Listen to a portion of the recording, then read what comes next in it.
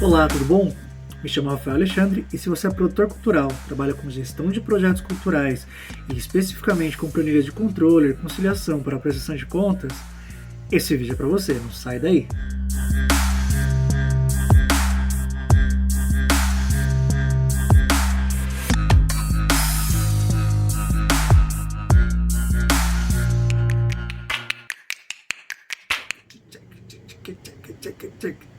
Olá, e aí pessoal? Bem-vindos. Bom, vamos lá.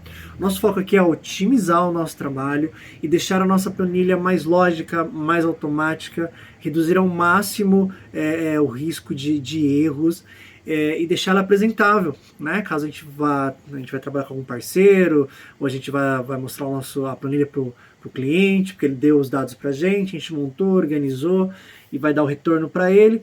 Ela está mais fácil de ler, está mais objetiva, está mais lógica e principalmente está com menos risco possível. Então, assim, dentro de 30 minutos eu vou tentar trazer uma introdução legal para vocês aqui, resumir algumas coisas e tentar mostrar possibilidades. Obviamente, tudo que eu conheço não vai dar para trazer aqui nesse vídeo, mas futuramente eu pretendo trazer alguns outros vídeos aí, algumas pílulas a mais aí de conhecimento para a gente trocar e se desenvolver junto, tá ok? Então, qualquer dúvida, deixa escrito aqui embaixo, manda um direct, vamos nessa, galera. E vamos para a nossa primeira pílula. Bom, eu recebi essa planilha aqui de um cliente e de cara eu já percebi uma deformidade de dados aqui. O que é uma deformidade de dados nesse caso? Ele começou escrevendo aqui, ó, assistente de edição, com A maiúsculo e o restante minúsculo, só que a partir da terceira rúbrica aqui, ó, ele começou tudo maiúsculo, e depois lá embaixo tem novamente minúsculo. Em justificativa também eu encontro essa mesma deformidade. Existe uma forma prática de fazer essa correção aqui? Existe, mas infelizmente não dentro do Excel, tá? Nesse caso aqui, eu vou precisar do auxílio do software que é o Microsoft Word, né? Que é o nosso famoso Word aí. Eu seleciono os dados da área aí que eu preciso corrigir com os dados deformados aqui, né? Dou um Ctrl C e vou lá para o meu Word. Lá no Word eu dou um Ctrl V e é aí que a mágica acontece. Ele trouxe os dados lá da planilha, transformando em tabela aqui no Word, porque o Word é um editor de texto, né? Ele não é um editor de planilhas. Então ele transformou numa tabela normal. Eu clico nesse maisinho aqui, nessa cruzinha aqui, para selecionar geral a tabela, tá ok? E aperto o seguinte atalho, Shift F3. Na primeira vez que eu aperto, ele deixa toda a minha seleção em maiúsculo. Na segunda vez, toda a minha seleção em minúsculo. E na terceira vez, somente a primeira letra da frase em maiúsculo. Legal, essa formatação para mim está bem agradável. Posso retornar os dados lá para a minha planilha do Excel. Tá ok? Então, caso eu tenha clicado fora por acidente, basta clicar na cruzinha aqui, para selecionar tudo. E eu vou dar um Ctrl X mesmo, porque eu vou recortar, já vou deixar meu Word em branco aqui, vou limpar tudo. A gente volta para a nossa planilha. Percebam que ela já ficou azulada, tá vendo?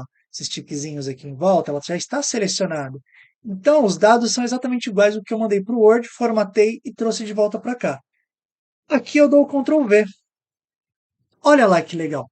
Ele já deixou a nossa planilha um pouco mais uniforme, mais agradável, mais bonitinha, né? Não tem maiúsculos e minúsculos. Tá bem mais agradável agora, né? Pílula do conhecimento número 2. Dica número 2.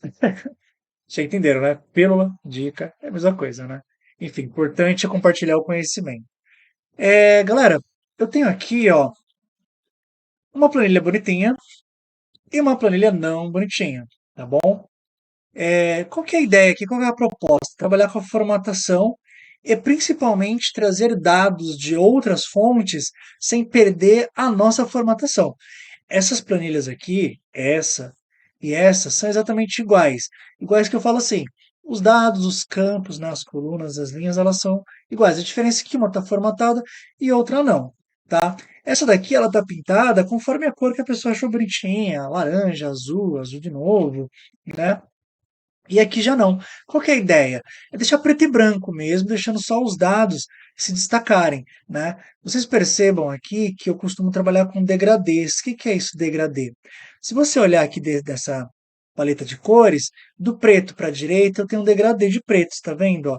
Ele vai reduzindo aqui a porcentagem, né? Até chegar no branquinho lá. E normalmente eu trabalho com isso em outras regiões da nossa planilha também, tá bom, gente? Então tá na dúvida de como colorir barra, subbarra, imagina uma questão de tópicos, né? Título, subtítulo, terceiro título, subtítulo. Então, se você seguir esse padrão aqui, mesmo que eu pintasse aqui, por exemplo, de um azul escuro, obviamente coloquei a letra branca para contrastar, né? Porque se eu não colocar a letra branca, olha como é que fica esquisito, né? Fica um preto. E ainda assim dá leitura, mas fica meio apagado. Então, assim, eu usei esse primeiro azul aqui, na linha de baixo aqui, eu vou usar o próximo azul, certo? E na outra linha de baixo aqui, eu vou usar o próximo azul. Eu vou reduzindo o degradê. Olha como nossa planilha ela fica um pouco intuitiva, né? Ela fica mais lógica, né? A gente sabe que a barra de título, assunto, subassunto, por aí vai. Tá bom? Bom, mas para a gente não ficar escolhendo cor, qual fica mais bonito, qual não fica, eu prefiro ser mais direto, deixar logo preto mesmo, para entender o que é título. A minha janela está congelada, para quem não sabe o que é congelar painéis, para eu não precisar ficar repetindo essa barra de título a cada novo produto, por exemplo, teria que colocar na linha 25 aqui, né? Aí depois aqui também. Eu não preciso, né? Eu preciso ter lá o título do projeto para eu lembrar que planilha que eu estou usando, porque às vezes a gente abre várias planilhas ao mesmo tempo, né? Dependendo dos trabalhos que você está trabalhando aí. Então, eu tenho o título do projeto aqui em cima, eu tenho a nossa barra de título que vai se repetir, né? Então eu venho aqui no cantinho, ó, apareceu a mãozinha, eu arrasto e travo para cá. Tá vendo? Então, a partir do momento que eu rolar para baixo, eu congelei a linha um, 2, 3 e 4. Lá bonitinho. Uma outra coisa que eu costumo fazer bastante em termos de formatação, pessoal, para ficar muito mais limpa aí a nossa leitura, são essas bordas aqui, tá vendo? Aqui em cima eu não preciso de bordas destacadas, eu tiro elas, tá bom? Ah, mas e essas bordas cinzas aqui? Toda vez que você abre o Excel, ele aparece lá, uma bordinha cinza, né, para você ter noção das células, onde estão as células. Bom, também não preciso ver isso porque ele acaba sujando a minha planilha. Eu venho aqui no menu Ver, vou aqui em Mostrar e desabilito a opção Linha de Grade. Olha lá, ele já está ficando muito mais limpo, tá? A primeira linha eu deixei como margem, então deixei uma margenzinha bem pequenininha para não ficar colado lá em cima, mas aí vai de você, tá bom? E olha só que curioso. Se eu selecionar aqui toda a minha área, eu não vou fazer a planilha toda não, tá? Porque precisa de intervalos aqui, então tem lugar que não precisa. Não vou fazer tudo de uma vez não, vou direto porque eu quero falar para vocês aqui, ó. Selecionei aqui toda essa minha área aqui, tá? Vou lá em bordas e eu costumo utilizar o quarto cinza da direita para a esquerda. Por que esse quarto cinza, pessoal? Porque caso eu tenha que imprimir essa planilha aqui, ele vai dar leitura, ele não vai falhar tanto na impressora, tá? Ele não vai ficar apagado, né? Então eu vou continuar vendo as bordas lá, tá? E nem vai ficar tão forte para nossa tela. Ó, percebe como já estou começando a limpar um pouco mais a nossa planilha aí, ó? Ela já não fica tão gritando assim essas bordas, porque o que que me interessa na real? O que me interessa são os dados, né? A descrição das rúbricas aqui, as unidades, as quantidades e os valores aqui em destaque. Olha que legal. Essa barra de título aqui também eu não preciso, então eu vou lá, limpar bordas. Olha lá que bonitinho, websérie, né? Se eu pintar aqui, seguindo aquele padrão lá que eu falei para vocês no começo, olha, preto, letra branca, segundo preto, letra ainda branca para dar um contraste da leitura e terceiro preto, aqui, letra branca para dar um contraste para dar uma leitura. Olha lá que interessante. Aí sobrou, no caso aqui, não, deixa eu colocar também o total do produto aqui. Como é o produto, ele começa aqui na 6 e ele acaba aqui embaixo, as rúbricas desse produto. Eu também vou colocar o terceiro preto, tá bom? Para conversar aqui com o título inicial aqui dele, ó. Olha lá, tá vendo? Ele começou aqui, ele acaba aqui. Depois, se der tempo, eu falo para vocês como que funciona esse abre e fecha automático aqui, esse botãozinho de abre e fecha de linhas aqui, tá bom? Beleza. Agora, as cores que sobraram na minha planilha, São cores que estão ali intencionalmente. Opa, vermelho, tem algum problema nessa rúbrica aqui. Amarelo, preciso prestar atenção nisso daqui, tá bom? Olha que interessante, se eu padronizar esses títulos aqui, deixar eles bem apagadinhos, né, mostrando que tem um título ali que é diferente dos dados de baixo das rúbricas e deixar somente as cores em destaque aqui, beleza? Agora presta atenção, respeita a sua formatação. Você gastou um puta tempo para fazer, para organizar, não deixe que nenhum dado externo acabe com a sua formatação, que você suou tanto para deixar ali bem feitinha, para o futuro não ter que ter retrabalho. Seguinte, galera, estou aqui, tá bom? Com a planilha do lado, tá um pouquinho mais formatado do que o anterior que eu estava mostrando para vocês. E houve uma readequação no projeto, eu estou aqui no meu controller, o Salic aprovou a readequação, eu preciso trazer as informações de lá para cá, ok? Eu vou lá no Salic, a minha coluna aqui, meus títulos, na verdade, né? Minha barra de título aqui, ela é exatamente igual à minha barra de título da minha planilha, ou seja, se eu copiar os dados de lá, eles vão se encaixar perfeitamente aqui, tá bom? Então eu seleciono os dados do Salic, até a rúbrica 17, que no caso aqui a gente só está falando do primeiro produto, tá? Mas obviamente você vai fazer todinho aí o seu projeto aí, produto por produto.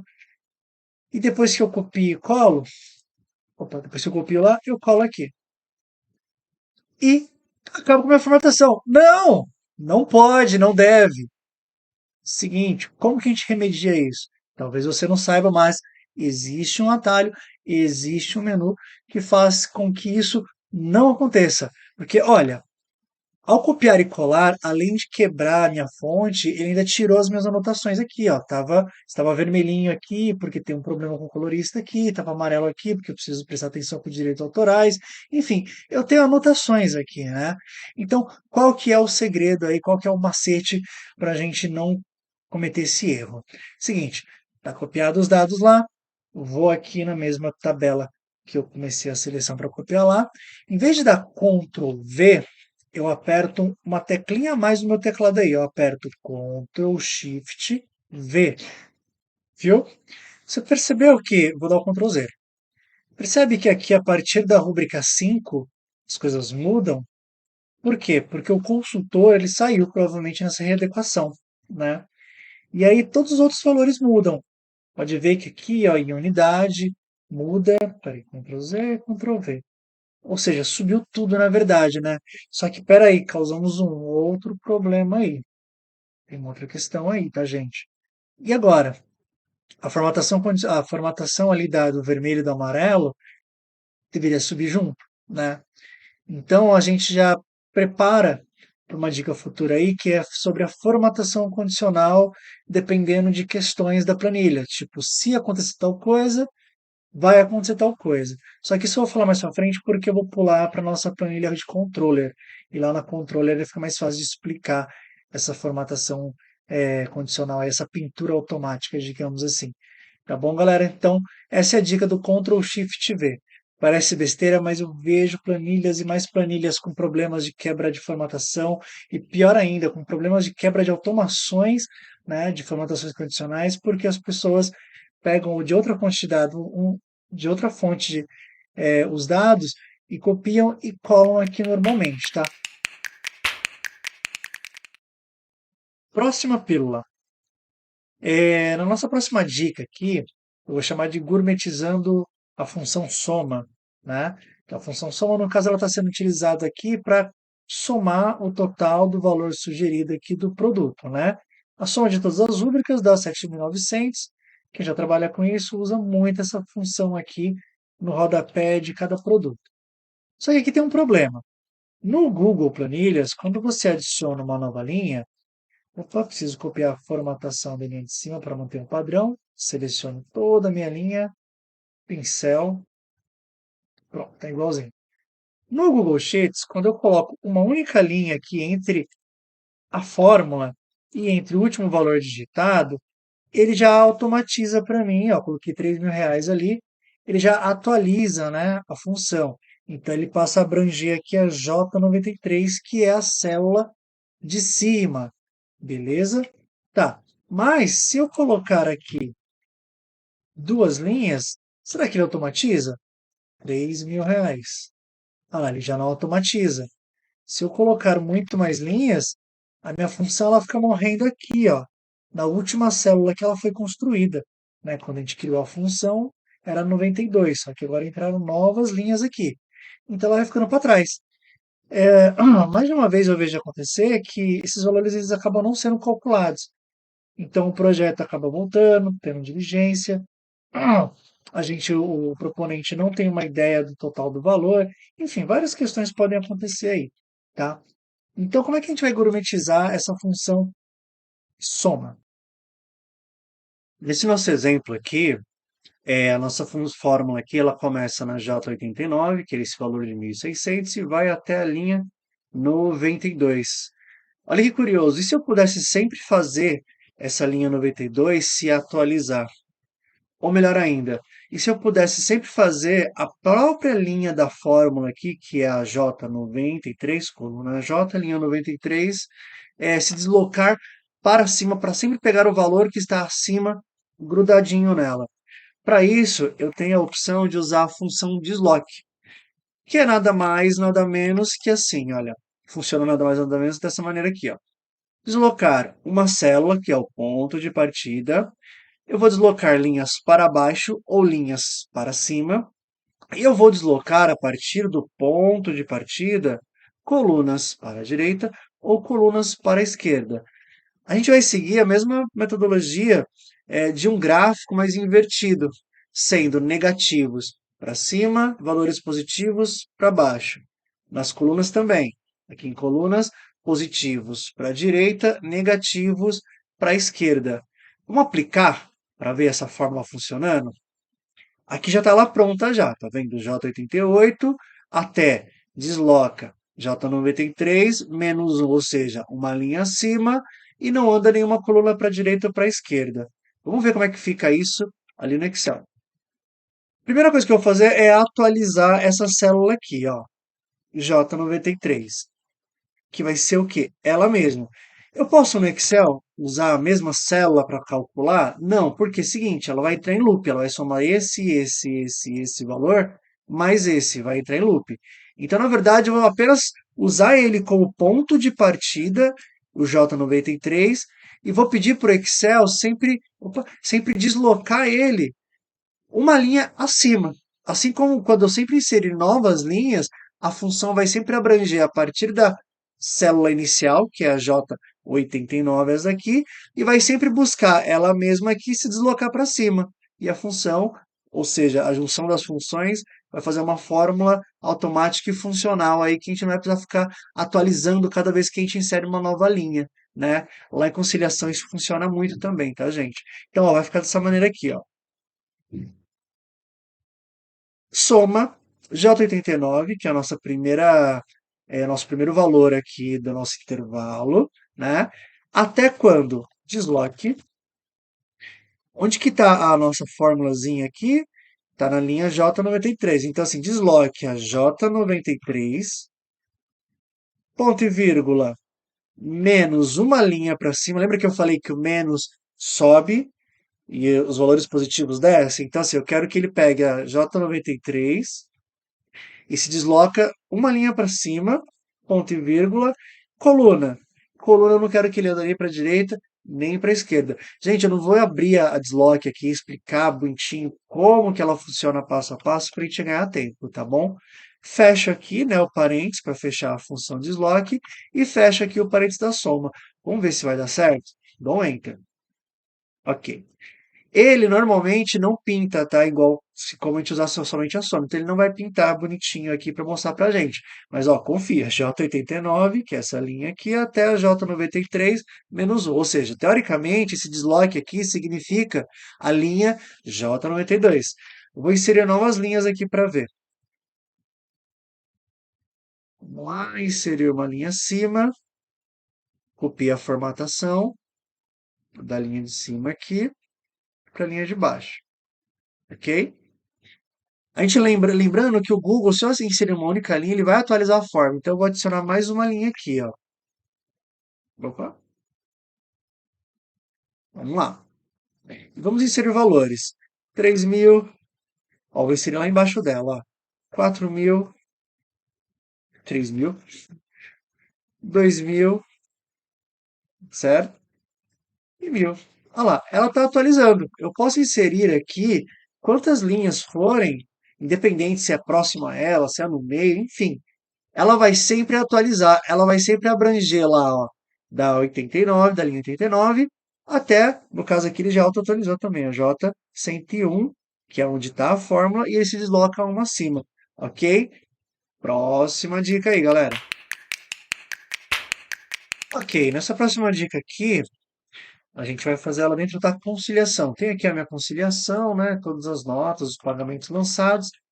E aqui eu tenho a área de valores positivos e negativos, né? Em outras palavras, entradas e saídas. Acontece que algumas vezes algumas pessoas utilizam ponto no lugar de vírgula, né? 3,66 reais, né? E a gente acaba tendo um problema aqui, por quê? Porque no final da nossa conciliação, alguma coisa vai dar errada. No meu caso aqui, eu tenho uma notificação aqui em cima de valores que estão com algum problema e eu preciso procurar esses valores para ver esse diferencial aqui de menos 2.000. E se eu pudesse bloquear essa região aqui para que ninguém digitasse valores de texto? Como assim valores de texto? Toda vez que você coloca R$ 46,20, o Excel ele entende que você está digitando um texto e não um valor numérico. Logo, esse valor ele não pode ser calculado, correto? Então vamos lá então. Para fazer isso, eu preciso criar uma validação de dados. Eu preciso dizer para o Excel que nessa região aqui, ó, eu começo na minha primeira linha aqui da minha conciliação, a partir do valor positivo, eu vou selecionando até a minha última coluna aqui de lançamento de valores e vou até o final da minha planilha, que no caso aqui é na linha 346. Selecionei toda essa área, eu vou lá em dados, a opção validação de dados, e aqui eu vou adicionar uma nova regra. Lembrando que eu estou sempre usando o Google Planilhas. Tá ok? Em vez de usar aqui a opção que ele já me dá, olha que a área que eu selecionei, ó, conciliação da S7 até a coluna AB346, que é toda essa região azul que eu peguei aqui. Eu vou aqui em critérios e coloco. Cadê o valor está entre? Aqui, ó, está entre. Tá vendo?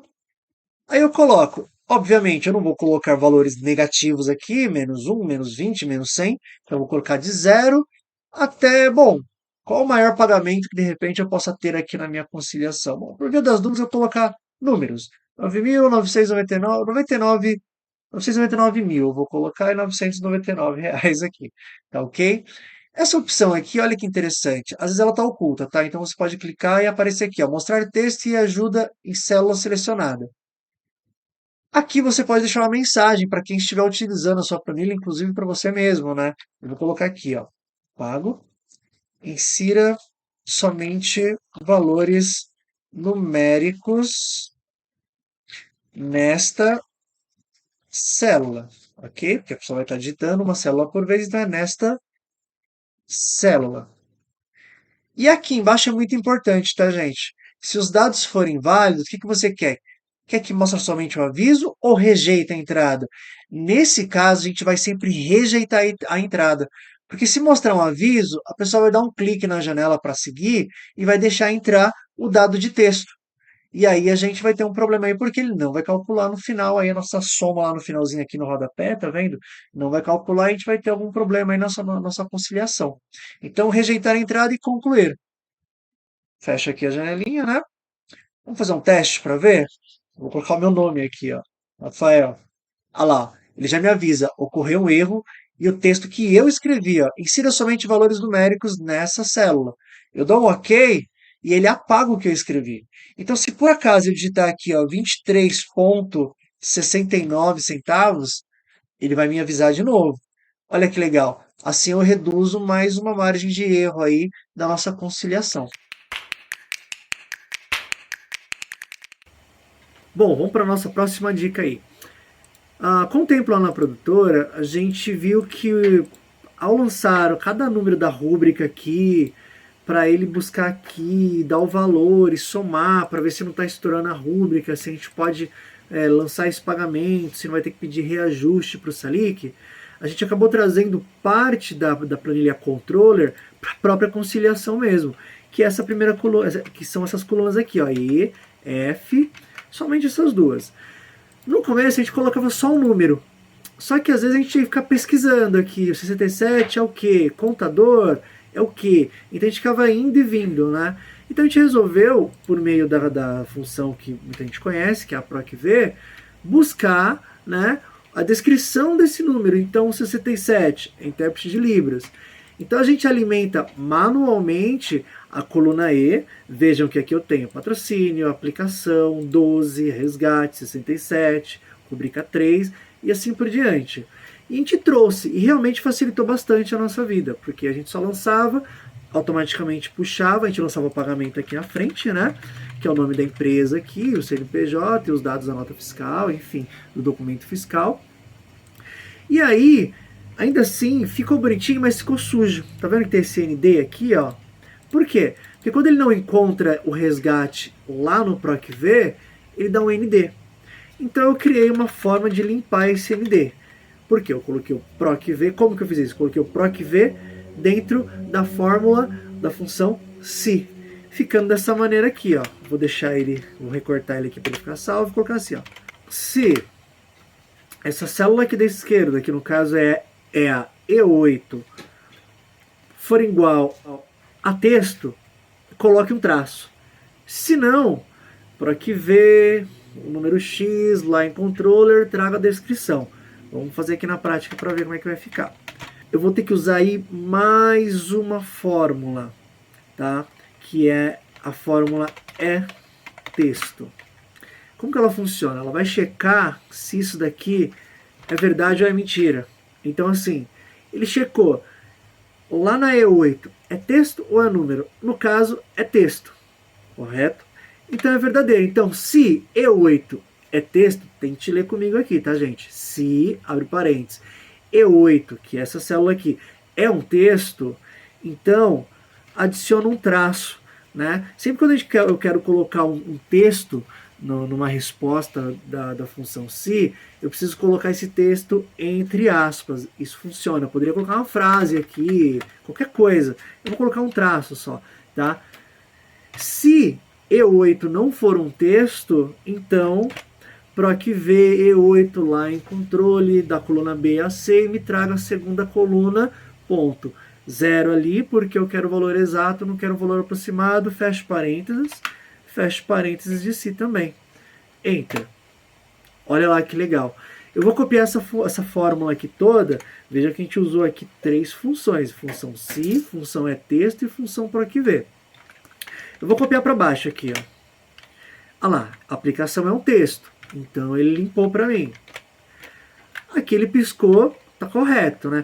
Aqui já estava feito, tá, gente? Ó, PROC-V, PROC-V, PROC-V. Se você olhar aqui na minha barra de fórmulas, eu já tinha deixado construída essa fórmula aqui, ó, PROC-V. Então eu estou vindo copiando em cima. Deixa eu até apagar aqui para ficar limpinho. Então vamos lá, ó. Ah lá, é texto, intérprete de Libras é número. Eu tenho uma sequência aqui, 67, 67. Vamos ver a rúbrica 3, assistente de produção. Pode ver que está funcionando perfeitamente, ó. Aqui, ó, ele procurou 3 entre B e C e me trouxe o valor da segunda coluna, que foi o númerozinho que eu coloquei lá. Está funcionando direitinho.